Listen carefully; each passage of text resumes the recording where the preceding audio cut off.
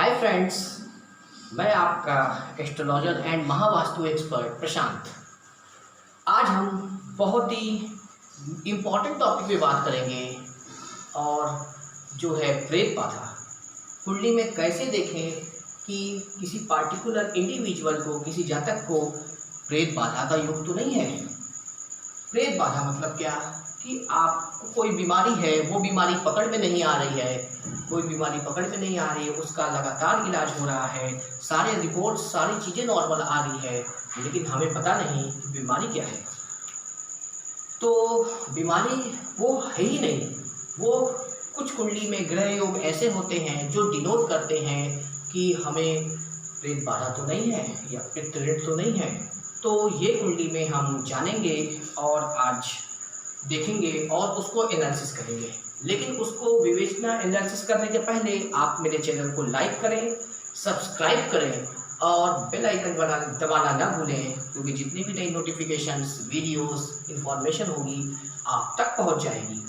चलिए फिर हम जानते हैं बिना समय बर्बाद किए कि कैसे जानेंगे किसी कुंडली में कि उसे प्रेत बाधा है या नहीं है। ठीक है, आइए देखते हैं। ये एक इंडिविजुअल की कुंडली है, एक जातक की कुंडली है, लग्न कुंडली है और यहाँ पे इस कुंडली में हम एनालिसिस करेंगे और जानेंगे कि प्रेत बाधा कैसे होती है, कब होती है, किस महादशा में होती है और क्यों होती है। बताने के लिए फ्रेंड्स तो बहुत सारी चीज़ें हैं इसमें, लेकिन इसमें मेन फोकस, मेन टॉपिक हमारा प्रेत बाधा के ऊपर है, तो केवल हम उसकी बात करेंगे और किसी चीज़ों की आज बात नहीं करेंगे। ठीक है, अच्छा तो देखिए किसी इंडिविजुअल की कुंडली है, ये 12 भाव हैं कुंडली के। ठीक है, और यहाँ 12 नंबर लिखा हुआ है, तो ये आपकी मीन लगन की कुंडली है। बिल्कुल मीन लगन की कुंडली है। देखिए यहाँ पे आपका जो लग्नेश है वो जुपिटर है और बृहस्पति है। सूर्य के संग आपका 28 डिग्री में, 28 डिग्री में दशम भाव में बैठा हुआ है, जो कि पूरी तरह अस्त है। क्यों अस्त है? क्योंकि आपका जो डिफरेंस है सूर्य और बृहस्पति में एंगल का, वो केवल 9 डिग्री है, इस वजह से अस्त है। इसका मतलब क्या कि लग्नेश कौन होता है? लग्नेश होता है आपकी पर्सनालिटी, आपका व्यक्तित्व, वो कहीं ना कहीं अस्त है। अच्छा, अब देखिए यहाँ पे मन का कारक जो होता है चंद्रमा होता है इस कुंडली में। हर जगह भी होता है मन का कारक चंद्रमा। ये आपका 3rd हाउस में बैठा है वृष राशि में। ठीक है, जो कि उच्च का है, लेकिन यहाँ पे 3rd हाउस में राहु के संग कंजंक्शन करा दिया है, युति करा दिया है और कहीं न कहीं ग्रहण योग का निर्माण कर रहा है। चंद्रमा मन का कारक होता है और हमारा मन ही सब कुछ होता है। पुरानी कहावत है फ्रेंड्स कि मन के जीते जीत, मन के हारे हार। अगर हमारा मन किसी नेगेटिव प्लेनेट ने डोमिनेट कर रखा है, उसकी ताकत को हर रखा है, तो हमारा मन भी बहुत कमज़ोर होगा। चंद्रमा माता का कारक है, जल का कारक है और आपका वगैरह वगैरह एसेट्रा एसेट्रा बहुत चीज़ों का कारक है। तो यहाँ पे मन का कारक जो चंद्रमा है, जो आपके 3rd हाउस में बैठा हुआ है, लेकिन जो उच्च का है, राहु के संग कंजंक्शन बना दिया है। इसके सीधे आप देखिए आपकी 1 2 3 4 5 6 7 भाव बाद यहाँ पे आपका 9वें भाव में शनि बैठा है, केतु बैठा है और बुध बैठा है। यहाँ पे चंद्रमा की डिग्री आपकी 3 डिग्री है, राहु की डिग्री आपकी 1 डिग्री है, शनि की ब्रैकेट में जो डिग्री है 1 डिग्री, केतु की भी 1 डिग्री और बुध की 26 डिग्री है।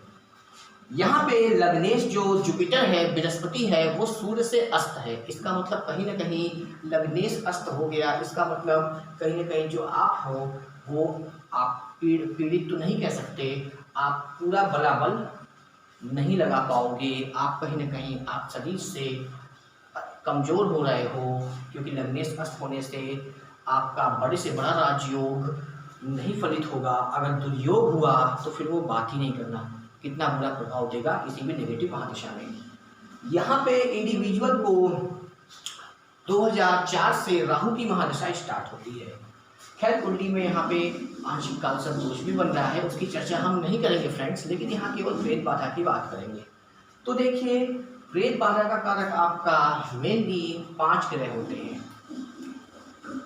केतु, सॉरी 4 ग्रह होते हैं, केतु, शनि, राहु और चंद्रमा।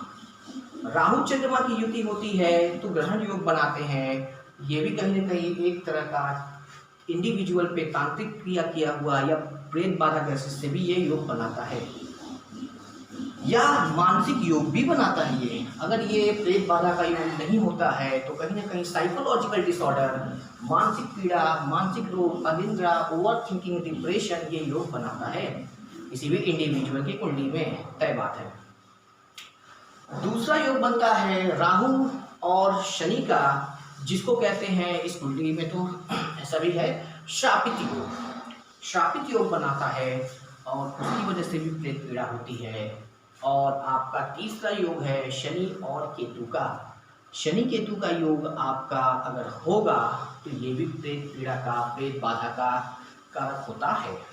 तो यहाँ पे हम जानेंगे कि इस कुंडली में मीन लग्न की कुंडली है, जो कि लग्नेश अस्त है, कमजोर है, कुछ कर नहीं पा रहा है सूर्य से, और वृद्ध भी है, 28 डिग्री का है, वृद्ध है। लेकिन यहाँ पे राहु चंद्र एक योग बनाते हैं, ठीक है, जहाँ पे ये ग्रहण दोष बना रहा है। पहला कारक हुआ ये प्रेत बाधा का, और दूसरा कारक ये 9th हाउस में आप देखिए शनि केतु। शनि केतु जब मिलेंगे आपके तो ये भी कहीं ना कहीं प्रेत बाधा का योग निर्माण करते हैं कुंडली में, ठीक है। और ये परस्पर पूर्ण दृष्टि में है। देखिए राहु चंद्रमा की जो ग्रहण दोष है, इनकी दृष्टि 7वीं दृष्टि 9वें भाव पे है। 1 2 3 4 5 6 7 9वें भाव पे है। ये पहला प्रेत बाधा का योग है। दूसरा प्रेत बाधा का योग क्या है, और यहाँ पे एक चीज ध्यान रखना है कि यहाँ पे आपका लग्नेश अस्त है। अगर लग्नेश बलवान होता तो कहीं ना कहीं ये योग गुरु के केंद्रित होने में निष्फल हो सकते थे, क्योंकि लग्नेश गुरु आपका या केंद्रस्थ गुरु आपका या केंद्र में बैठा गुरु आपका 1 लाख दोषों को शमन करता है। लेकिन गुरु के अस्त होने से ये योग राहु की महादशा में, जो कि जातक को 2004 से लगी है, पूरी तरह एक्टिव हो गया। यहाँ देखिए 9th हाउस में आपका शनि और केतु है।